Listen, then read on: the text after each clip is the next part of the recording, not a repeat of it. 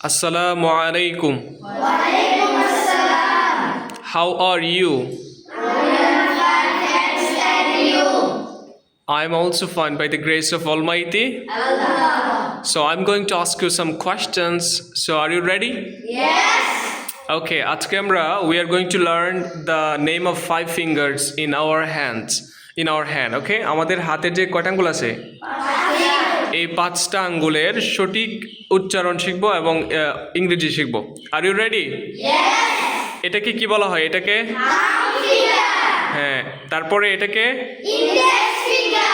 তারপরে এটাকে Middle finger. তারপরে এটাকে Ring finger. কি বলা হয়? Ring finger. ওকে, তারপরে লাস্টটাকে Little finger. এটাকে কি বলে? Thumb finger. এটাকে Index finger. এটাকে Middle finger. তারপরে এটাকে Ring finger.